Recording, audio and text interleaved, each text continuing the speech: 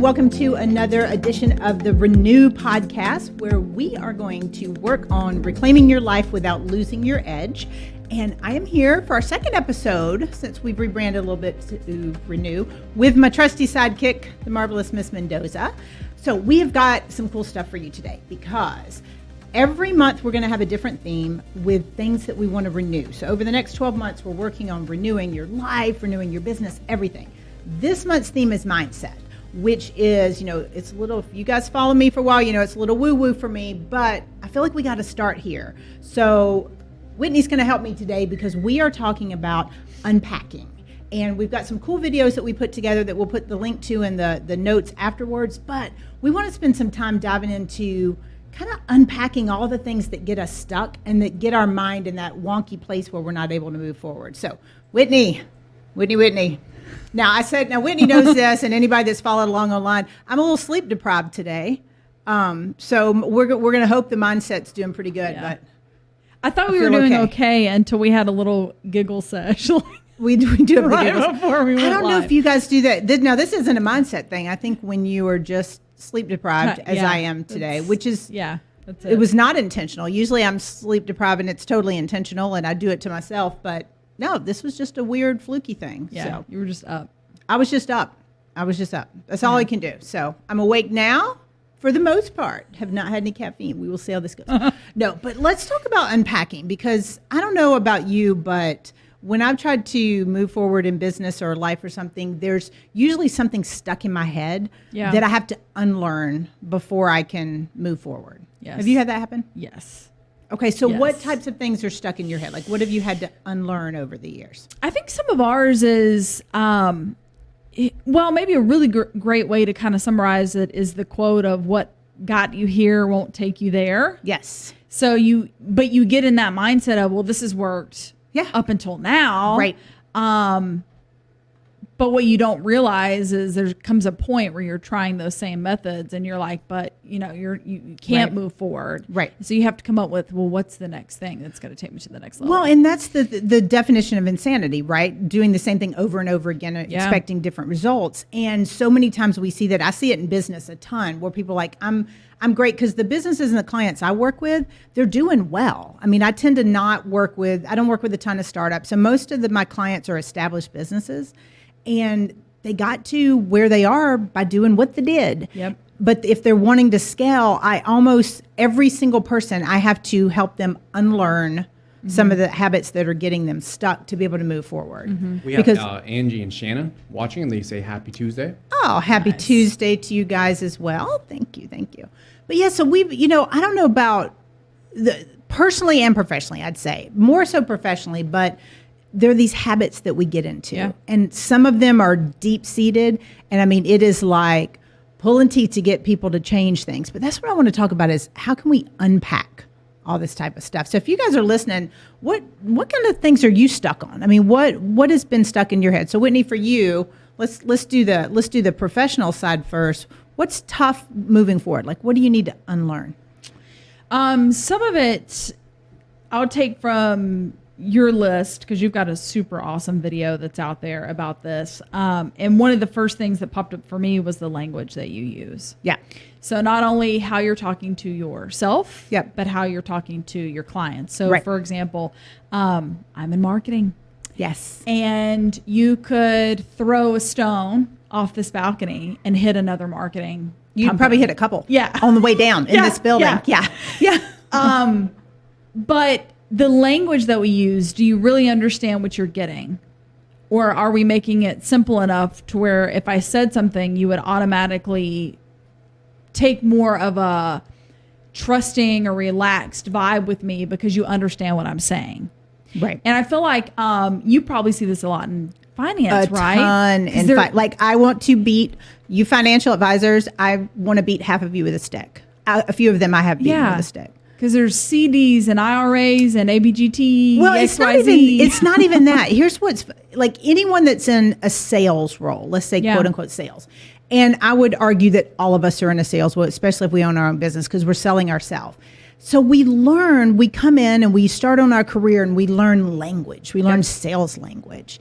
And I kid you not, in finance, My father he just retired about a year and a half ago. He was in the industry for 50 years. The language I learned to approach people and prospects and clients was the exact same language he learned when he started in 1970. Yeah. That's freaking old. That's 50 years. Like if you haven't changed the way you're speaking to people, Right. and I mean, you're still selling, right? But no one's focused on relationships. I won't say no one, but that's the part I need people to unpack. Because so often when I'm working with a professional that's trying to scale their business, is they're not talking like a human. Like I'll stop them. I'm like, would you really say that? Say that same thing you just said to me to your spouse. Or say it, better yet, say it to your kids. And if they look at you like you've got two heads, it's not authentic. It's not you. Yeah. So a lot of the unpacking we do around sales language and language you would use professionally is how can I make it sound like me? How can I internalize the point I'm trying to get across, but make it sound like a human, right? Yes. Not like a robot. Well, the avenues into our lives are different, right? Again, just social media alone. Yep. You have a different access to me, and you can see how I speak and how I talk. It's not this. I remember, it just made me think back of like teachers. Yep. Teachers used to be this untouchable, and now we're connected online, so we can see into that other layer, and you know that they're not so rigid. It does make them more human. And it's true because like everything's blended now. I remember when one of my children was young, we were at the grocery store. She was in kindergarten. And I don't know why this sticks out in my mind, but we saw her teacher. Her teacher's name was Mrs. Miss, which is funny because this particular child had a bit of a speech impediment. So it just sounded like, so we saw her, we ran into her. I'm so sorry. We ran into her at the grocery. Yeah. You would have thought that my child saw Jesus in the grocery because she's like, Mrs. is at the grocery. And I'm like, well, yeah, Miss buys groceries. Yes. She was floored. Shocked that the teacher would be at a grocery.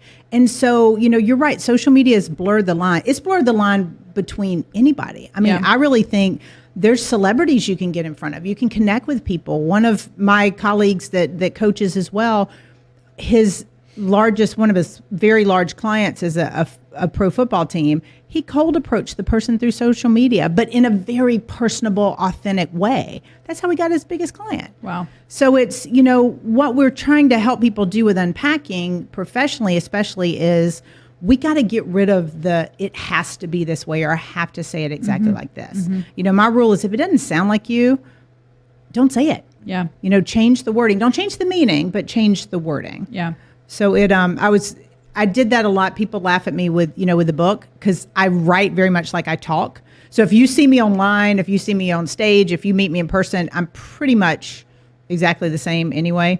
And one of my friends was messaging me yesterday. She goes, I'm reading your book. She goes, I literally hear your voice. Yeah. And everybody that's read it that knows me says the same thing. They're like, this little Southern accent is telling me you're not for everyone. So I don't know. But I feel like it's critical. And I think I'm strong in my opinion that this is what's holding a lot of businesses back from scaling, is that they've lost the authenticity and they're refusing to unpack the old habits, the things that are keeping them stuck. Yeah. And if you want to stay, I tell people that I've had people call me, and I've fired a few coaching clients. I'm like, you're content where you are. If you're content where you are, you don't need me. You really don't. Yeah. But if you want to scale and you want to grow, whether it be revenue, have more personal time, whatever it is, you got to change something. Doesn't have to be a massive overhaul, but there's got to be some little tweaks. And it all starts with unpacking the bad stuff. Yeah. When I feel like that fits so well into your book, because another point that you make is trying to be all things to all people. Yeah. Which you just, not starting out. When you're starting out, you're looking through a different lens. But, take it from a heart surgeon. If I'm going to have heart surgery, I'm going to go to a heart surgeon. I'm not going to go to a plastic surgeon. Right. They are not all surgeons to all people, and whatever you're doing in your business, you can't be. You for sure can't. You can't. And it's, two things. One, nobody has time to do that. Yeah. You're not going to go, plastic surgeons have their place. Big fan. Now that I'm getting older, going to be a bigger fan. But, if my tickers hurt or my knees hurt, you're right. You're going to the specialist. And, some products are or services are meant for the masses, but most aren't. Most, that's going into finding your people. So not just in your personal life, but you can't be all things to all people personally. You definitely can't be it professionally. Yeah. You've got to know, one, who you serve. I mean, who you really were meant to serve, but also who's bringing you some energy. Yeah. And to be okay with that, to be okay, totally be okay with you're that. Not for everyone. Right. And that's where a lot of people get hung up because we were meant to please. Mm-hmm. I said this in the book. I was born in the South, and a girl in the 70s in the South, you were, you're quiet, you're nice to everybody, you smile, we were just born to be people pleasers. And it's not that you can't be kind to people and can't be nice to everybody, but you can't bend over backwards and sacrifice yourself and your happiness and your livelihood to try to serve some people that just aren't your people. Yeah. We have Darla and Christina watching as well. Awesome. Darla and Christina, thank you for watching. I was going to add, especially if you're in parachute pants, as we've discovered last week. All right, so I did. So for those of you guys listening last week, we were talking about, my friend Bernadette had asked about music, and I said 80s, and we got on the subject of parachute pants.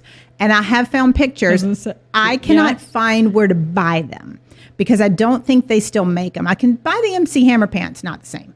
So I'm still on a quest. So if anybody knows where I can grab me a pair of purple parachute pants, drop me a link because I'm in. You know what? Amy Nelson just got on. I'm so sorry. We were talking about parachute pants. Yes, Amy. So if Amy's tuning in, yes, we are. Amy is the quintessential stylist who is phenomenal, and she's probably cringing right now hearing us talk about trying to bring parachute pants back. I think maybe for a costume party it would be fun. That would be hilarious. I think it'd be kind of make it an 80s costume party. We can. It's September. October's coming. I don't even know what month we're in anymore. But but that's another thing too. You're not for everyone. I don't think anybody's going to be rocking the parachute pants at our 80s themed Halloween party. But you never know. But getting back to kind of unpacking, there's other biases and stuff that we have too, right? So it's not just language. And so language is part of it. Who we're trying to please and, not being for everyone is part of it. Yeah. We, unconscious biases. We talked about that a little bit. And that's a big one. Mm-hmm. And it's coming up. Most of us don't want to admit we have them.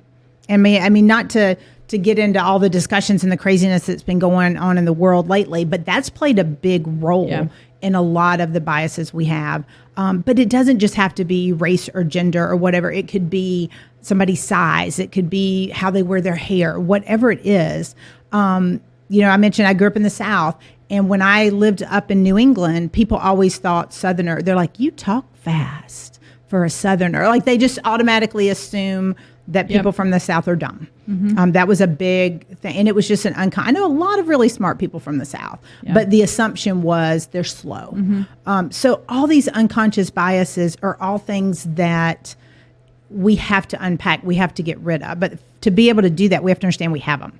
Because most of the time we don't want to admit it because some of them are uncomfortable. Mm-hmm. Some of them are really, really uncomfortable. Yeah. To admit that, I kind of do bias one way or the other. Mm-hmm. Have you ever had those? I feel like so. Yeah. Well, what's funny is because when you were talking about living up north, I'm like, that's funny because we think that they're all rude.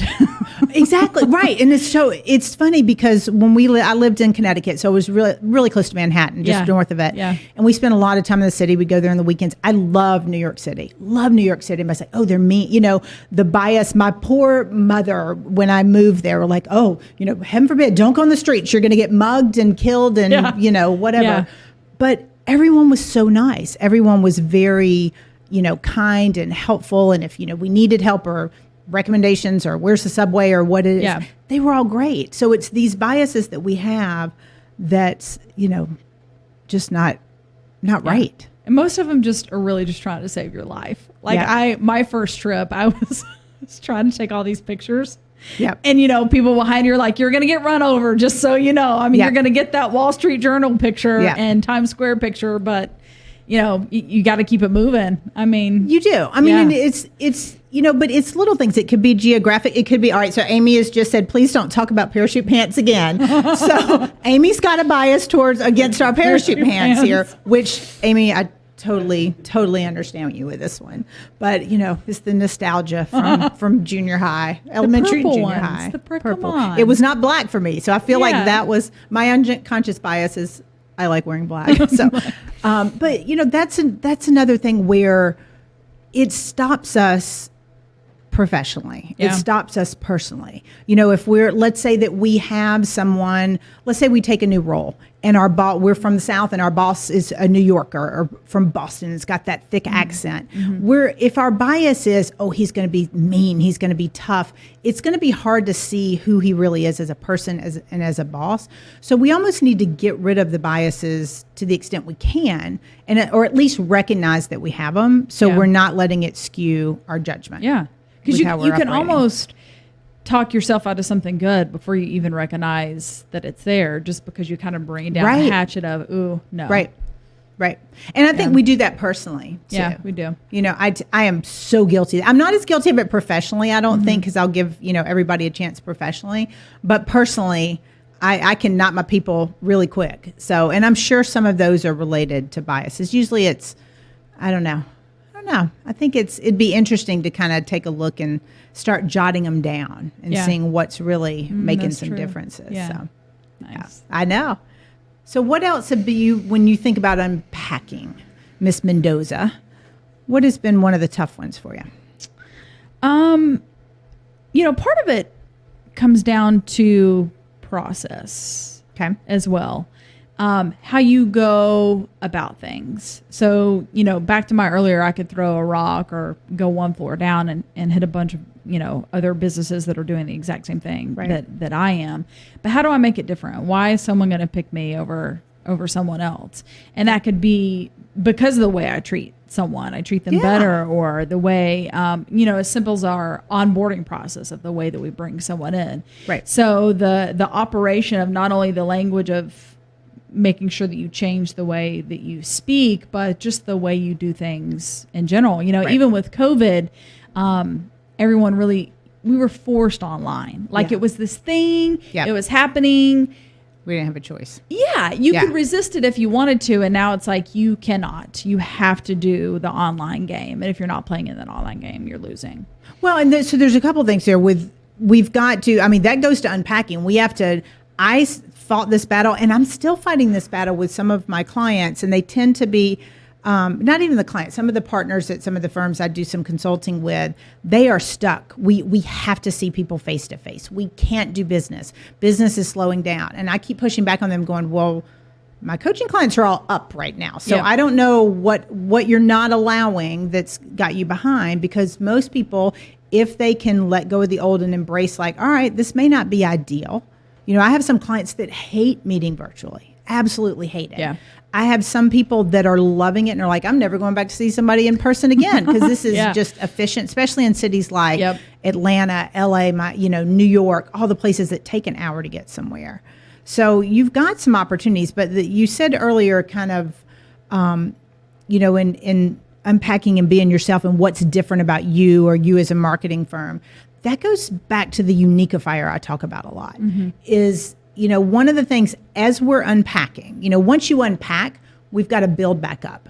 And so once you unpack your old habits, and what I mean by that is your biases, your beliefs, the stuck stuff. Once you get the old crud out of your suitcase, that's where we've got to build back up. And the uniqueifier is the place to start, because if you don't know what makes you different from all the other marketing firms or from all the other financial advisors or all the other stylists, whatever they are, you need to know what makes you different. It could be, and I always work with people to figure out what that is. Now, it could be something that you do. It could be your products or services. There could be something drastically unique about that. More often than not, it's you. It's something about you. It's your process. It's whatever. It could be that I know a financial advisor that has like bright pink hair.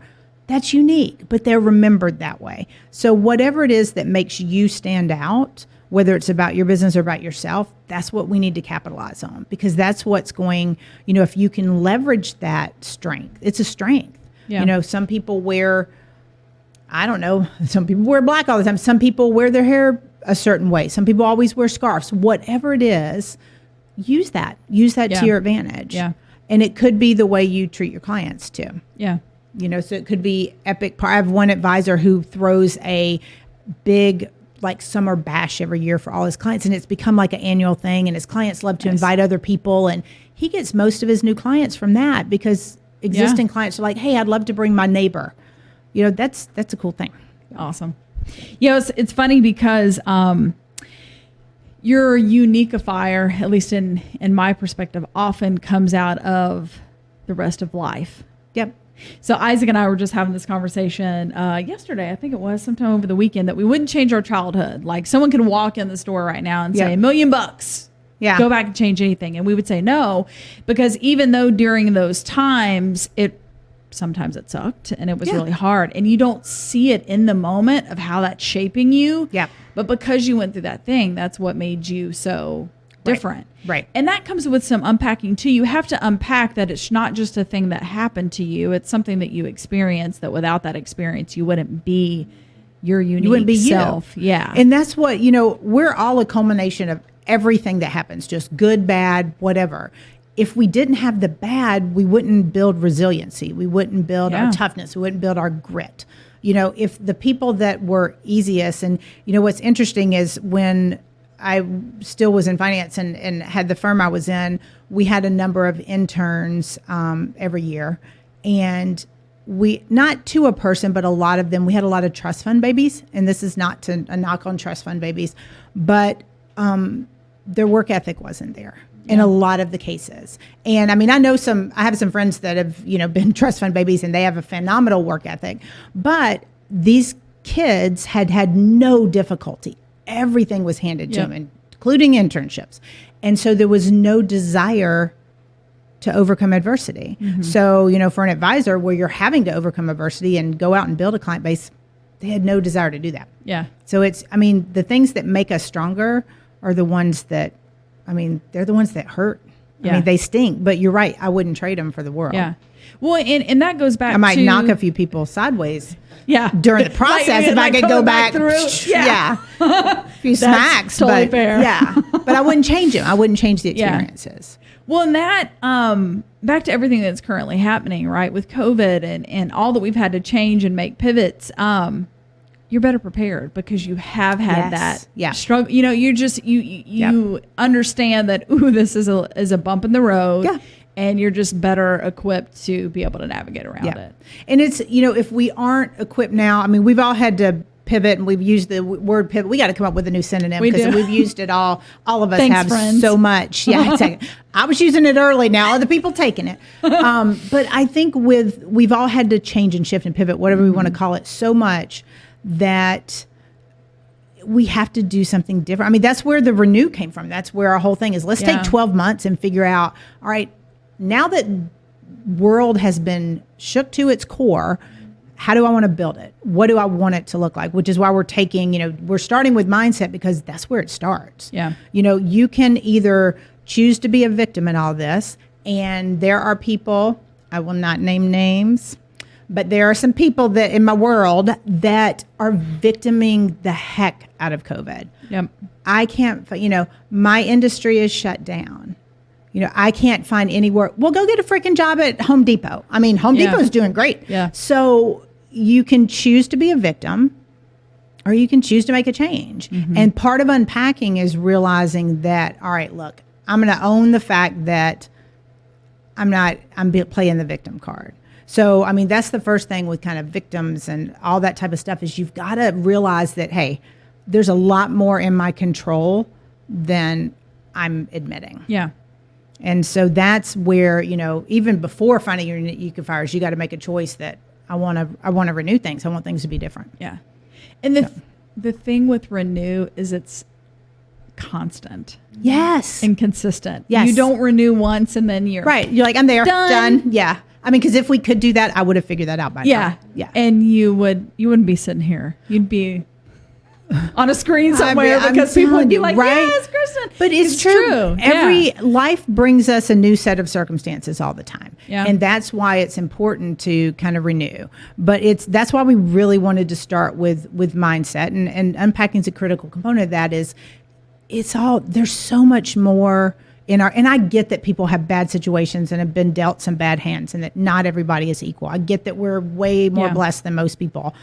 But at the same time, we all have aspects of our life, or I hope at least the people listening to this show have aspects of their life that are controllable. Control the controllable. So your mindset and how you feel about things and how you act on things is 1,000,000 zillion gazillion % controllable. Yeah. So there's nothing that anyone else can do to affect your mindset, which is where this all starts. Yeah. Because all the other, the topics and the themes we're going to have each month, finances and business and relationships and your tribe, all of that, it goes right back to this. If your mindset's going, yep, it's going to be a crappy day, or I have no control over this and everything happens to me, it's not going to change. Yeah. And I've said this, one of my quotes I use a lot is, if you're not going to do anything to proactively change your situation, you forfeit the right to complain about it. Mm-hmm. And that's a mindset thing. And there's tons of stuff we can do to improve our mindset, right? Yeah. I mean, I downloaded the Secret app. Do you have that one? No. So it's, the book, it's not a secret app. Yeah. It's everybody, but the book, The Secret. Yes. So every day it has, you just pull it up and each day it's got a little saying. Nice. And then, Jen, is it Cicero or Cicero? Her Yes, You Are I a know. Bad A calendar. I have that one. My friend Shelby bought that for me. So feed your mind with stuff that kind of gets you jazzed. Yeah. And then it's easier to, because you're going to have cruddy days. Yeah. But we just want to keep the good stuff flowing in there more than the bad stuff. Yeah. I love that. Yeah. Just thinking about, because I feel like you say this, no, it was in your 50 tips. Oh, my favorite. All right. So, yes. for my birthday, for those of you guys that are, and I need to actually put on the business page. I may have put it on the business page. I know it's on my personal, but I did a 50 things I've learned in 50 years thing. Yeah. Yeah. And one of those was because my bad girl Rihanna gets me pumped up. Whitney is a very big Rihanna fan. I am. Yes. I'm a big Rihanna fan. Yes. But something that you said, one of those tips was essentially that a dance party in your living room is one of the quickest way to kind of put yourself out of a bad mood. And it's true. Right. If you're feeling that, if you need to unpack, that's one of the best ways to unpack is turn up Rihanna or your choice. Or anything. So I do a playlist. It was like a mixtape. I feel like I'm making a mixtape. I do a playlist. I used to do it every quarter, but now I just do it once a year, and I just add songs I like. If I hear it, I'm like, ooh, add to playlist. And I'll have it. So yesterday was Labor Day, and I decided I was going to get my car washed. It looked a little rough. My children feel like it's a restaurant. I mean, there's crumbs. I don't even, for a mom that does not allow food in her car, I can't figure out why there's so many crumbs. But anyway, I went to get my car washed yesterday at this place that I go, who's phenomenal. And afterwards, I was like, all right, you know what? The weather's gorgeous. So I took the top down, the car. I have a convertible, and I just drove. And I jumped on the highway, and I turned the music up. And it was I ended up, driving up the outlets, went shopping. It was awesome. But you couldn't be in a bad mood. The thoughts couldn't come. Their bad thoughts could not come in my mind. I mean, we were doing everything from Tim McGraw to Bon Jovi, and we had a little J-Lo in there. I had some Shakira. I mean, it's all over the board, but they're all songs. My playlist is all songs that are I'm kind of vibing with or feeling at that time. Yeah. But you're right. I mean, mindset is such an easy thing. It's easy but hard. Yeah. It's easy to get into a slump, but it's also just as easy to pop out of it. So whether it's dance party, blaring the music, driving, singing, I like singing too. I was not singing in the car yesterday, but I will. Yeah. I've been known to. Yeah. I totally sing. I mean, I can't, but I do. I don't know if I've talked about that on the show before, but my 100 things to do before I die list, one of my bucket list items is to do karaoke. So I can speak to, you can put me in front of a crowd of 10,000 people to talk and give a talk. Yeah. I'm on it. If the three of us were sitting here and you brought in a karaoke machine, I would pass out. I can't, because I know my skill set. Singing is not amongst my skills. Yeah. So I have some friends that are challenged me, we're having a karaoke party and you're going to sing. And I'm like, I may cry. I may cry. That's seriously one of the things. But You could so do a singing by duet. myself, I know I feel like I could pull off like something from Grease. Anything Yeah. by the Dixie Chicks I can pull up, or the Chicks, whatever we're calling them now. Yeah. Little Goodbye Earl, I'm on Yes. it. But it's, anything by Hamilton, my children have ingrained that in my head. Yeah. So it's, but things like that, we know what makes us happy. But what's interesting is so few people do that. I mean, when was the last time you had a dance party in your living room? Or should I ask Isaac? Isaac, when was the last time you and Whitney had a dance party in your living room? It was about 2 weeks ago. Okay. Yeah. Sooner than I thought. I was thinking back to when I was waiting for the rice to cook. It takes a I good think that was 20 2 weeks minutes. ago. It takes good till we get you some instant rice. But yeah, there's so many things that we can do, whether it's listening to a podcast, reading motivational quotes, having a dance party. If you got a convertible, or even if you don't, roll the windows down and blare the music. Yeah. So we have Vanessa on Facebook Live. She said, "Good morning. Love hearing you guys talk about this." Vanessa. And then the other thing I wanted to add, you guys can talk about it. Once you made the choice, also surrounding with the same kind of mind thought, right? Like with the same kind of mindset. Yeah. Yeah. I mean, that's a big one. It's not just the thoughts, but the thoughts and the people. So, once you've made a choice and you're doing that and you're like, all right, every morning I'm going to wake up and do a gratitude journal, or I'll do it before I go to bed, or on the way to work, I'm going to, we need to break up the monotony. Yeah. I was having this conversation with a lady I was meeting with last week, and she goes, even if it's driving a different route to work, like we get such, especially in the US, where we're busy. Like, I don't know why we're so freaking busy, but we get on this hamster wheel, right? And everything gets to be monotonous. Well, of course, it's easy to adopt a poor mindset when we drive the same way to work. We have the same routine. So take a different route. Yeah. Roll the windows down, take the top down, I don't know, change up what you wear, whatever it is, but just snap out of it. So Yeah. find that thing for you. I mean, it could be you guys maybe, I'm going to want to see video of these dance parties, but we did, the girls, my daughters and I, we used to do that. We don't do it as much anymore just because of schedules, but we really need to make time because all of us are in a great mood after it. Yeah. No, you totally. Well, and back to what you were saying in the sense of it's so hard, but yet so easy. You have to make the decision to go and turn the radio on. Right. Yep. And not hate every song, right? Yep. You've got to keep flipping through until you find a song that you like. And to your point of taking a different route, like it's not going to come by default. You do have to make that decision. But once you do, the payoff's going to be amazing. Well, and it's being consistent with it. And it's also, to Isaac's point, is finding people that are the same. Like, I don't know, all of us have these. I'd be willing to bet there's not a person listening that doesn't have the friend that is the Debbie Downer, right? I mean, they did an SNL bit on it. Yep. So all of us have the Debbie Downer. Hide the Debbie Downer. I'm not saying you got to cut them off and never talk to them again. I have tons of Debbie Downers in my Facebook friends. I hide their updates. I don't want to see them because I know I'm like, why? And it's, and I'll tell them the same thing. I'm like, hey, if you don't like it, change it. Mm-hmm. You don't change it, quit complaining. Mm-hmm. I mean, it's that easy, but it does go to the people. Like, I'm really intentional about not letting the energy zappers in my world at all because I'm busy, and I have a lot of stuff going on and I want to have some fun.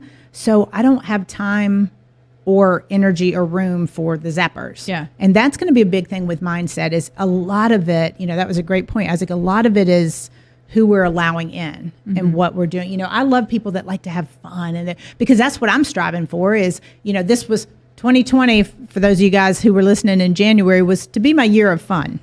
COVID has put a little bit of a wrench on my year of fun. However, I still want to, I'm still making something of it. So I don't want to spend my time with people who are the want people. Like I really want to make sure that my mindset, because they're going to be bad days. I have them all the time. People think I don't because I try to stay positive online. I have cruddy days all the time. But what pulls me out is if I can't get my own mindset right, I've got a whole group of people who can. Yeah. So that's where the tribe becomes in, and I can call and say, hey, let's go, grab a coffee, or I'm having a down day, and they'll be able to elevate me. Yeah. You don't want the buddy who's comparing whose day's worse. Those are the worst. Like if you guys have those folks, those aren't your people. Like you've got to get away from them. My day was worse, Yeah. I stubbed my toe. Oh, well, I broke my arm. I mean, whatever it is. Yeah. You got those have to be kind of pushed away a little bit. And knowing that about yourself, because I feel like I'm one of those people that take on the emotions of others. Like I could be in a good mood, and if You're you the come empath.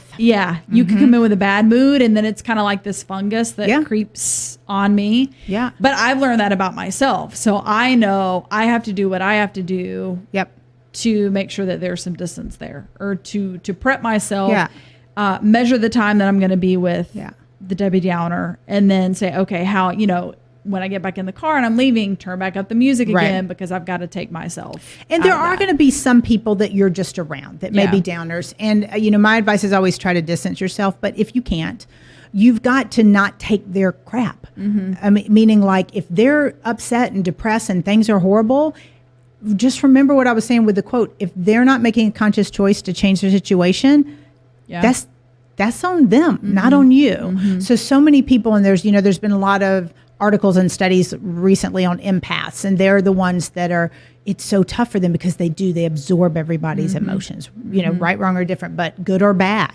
So if you have that tendency, and I'm not saying be cold and heartless, but realize that you're in control of you and they're in control of them. So if they're not making an effort, you can try to encourage them, you can try to uplift them, but you can't be the one to make the effort for them. And if it's dragging, the minute you figure out it's dragging you down, that's where the distance has to come in. And that's tough. Like, I feel like that's just something I've learned probably within the last 5 years. And it's not that I've cut people off, but I certainly have people in my world that are close to me that are the victims and are the negative Nellies. And I just have to limit the time. I can love them from afar, but I can't let them affect me and my day to day.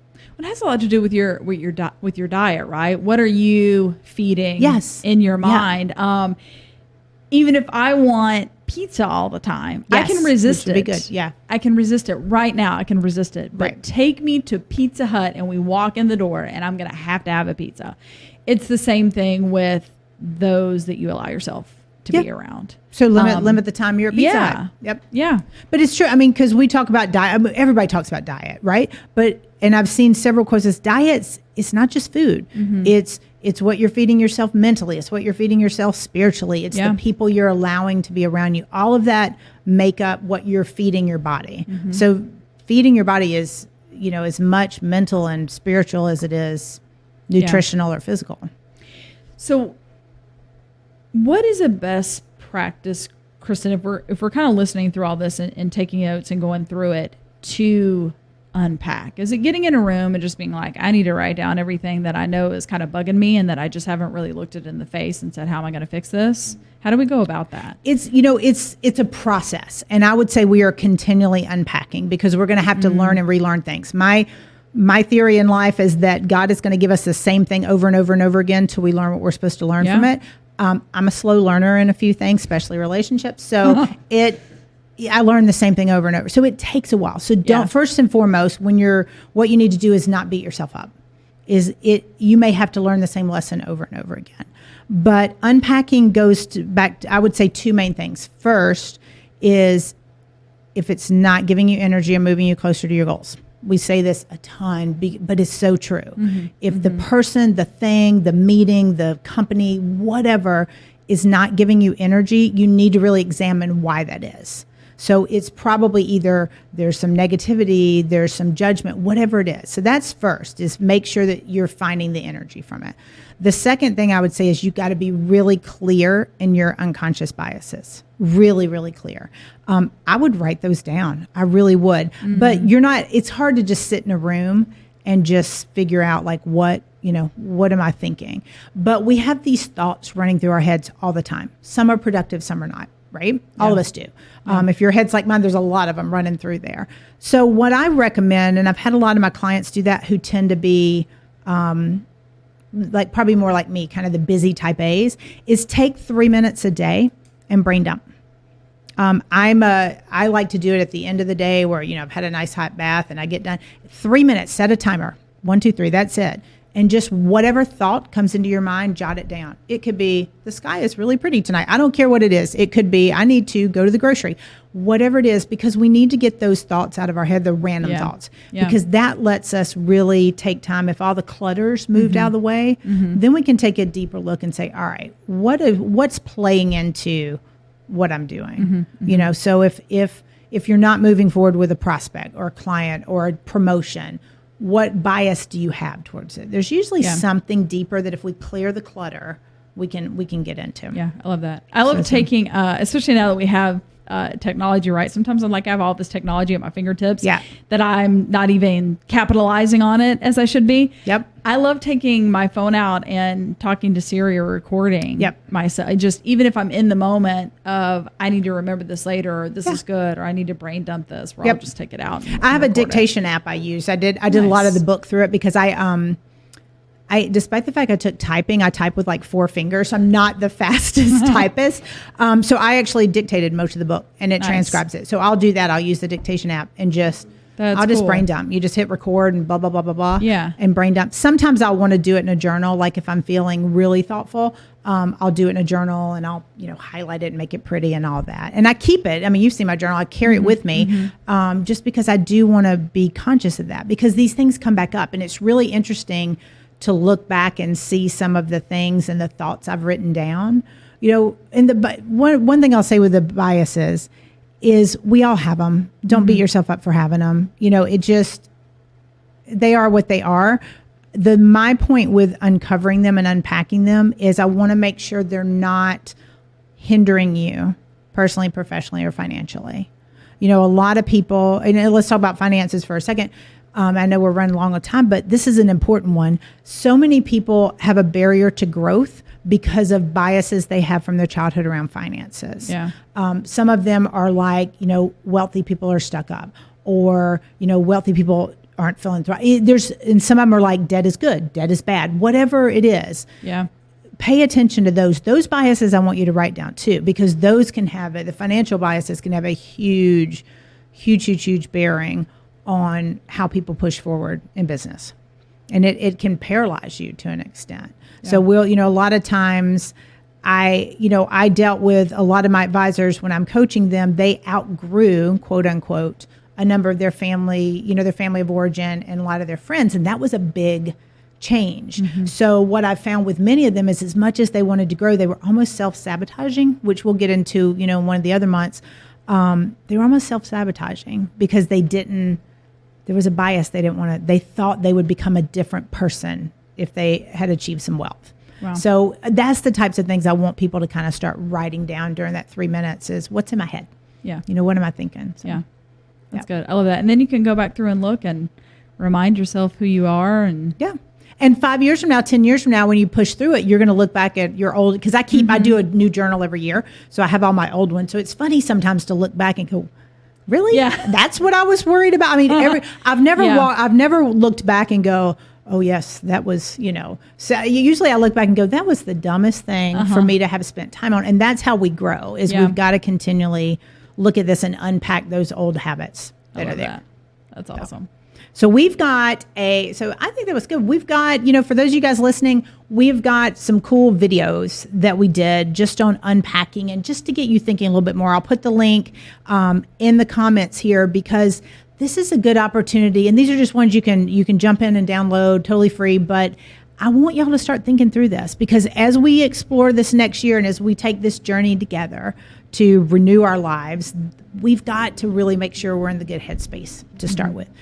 So we're starting off a little woo-woo. For those of you guys who know my strategy girl, so it's a little woo-woo, but it is where we got to start. So, all right, until next week, me and my new Wonder Woman necklace that Whitney and Isaac got me. Yay. How about that? So me and Wonder Woman are going to make sure that we are doing the same thing and unpacking and continually looking at any biases that we have.